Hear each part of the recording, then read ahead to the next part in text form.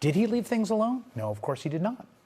In fact, since day one, the Trump administration has acted as if they had hired some crack team of consultants to bring in to study the problem and find all the ways that the president of the United States could personally jack up prices for people.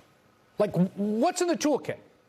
Systematically doing just about everything you could do as president to personally make things more expensive. Number one, unilaterally, by fiat, attempting to impose hundreds of billions of dollars in arbitrary tariffs on thousands of imported goods from dozens and dozens of countries. Number two, unilaterally, out of nowhere, starting a war of choice with Iran that has caused what could prove to be the worst oil shock in history.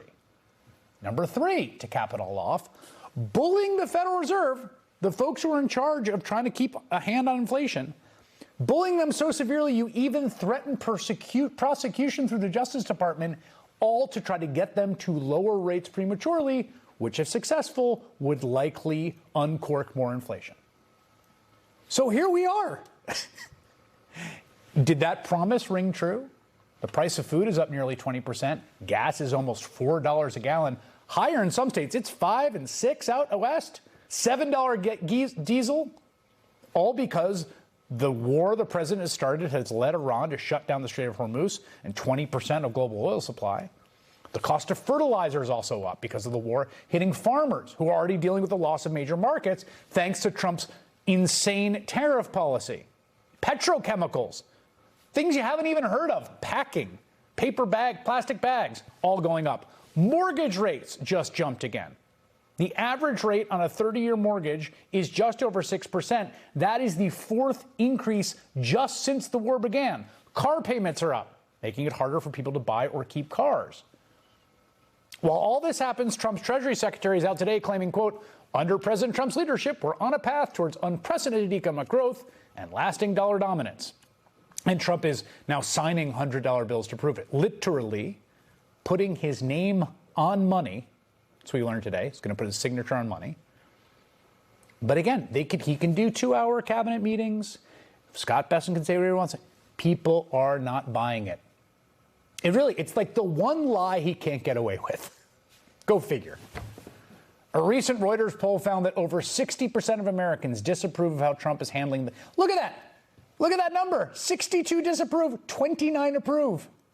That number you see right there, that is worse than even Joe Biden's lowest mark in that poll. And keep in mind, inflation was like 9% under Joe Biden. That number you see there, Donald Trump riffing about the ballroom and the pens and going to Graceland, could I take Elvis in a fight? That is a large part of why Republicans are losing special election after special election. As we brought you the news on Tuesday, a Democrat, a first-time candidate, won a special election, flipping Donald Trump's Mar-a-Lago State House District blue, literally happening in his backyard. You can imagine what is bubbling up across the country.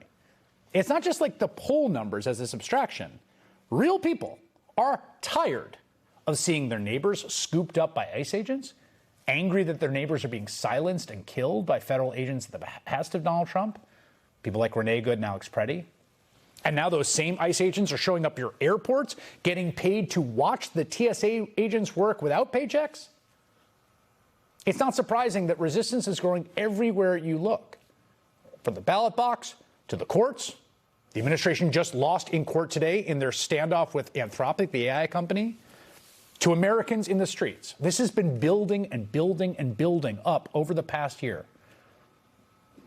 Because fundamentally, Donald Trump thinks he's a king, wants to be a king. And fundamentally, in America, there are no kings. That's kind of the whole point. And so back in June, about 5 million Americans took to the streets to the No Kings protests. And they did it again back in October, and even more people took to the streets, as many as 7 million according to estimates. And now there is another one, this Saturday, the third No Kings Day protest, where millions of people are expected to turn out across the country to say loudly what more and more of the country is feeling. This is not a lonely sentiment anymore, if it ever was. No war, no kings, no more cruelty and threats to our neighbors, because Donald Trump does not run this country. Fundamentally, we do. Joining me now is Governor Tim Walz, Democrat of Minnesota. The No Kings flagship rally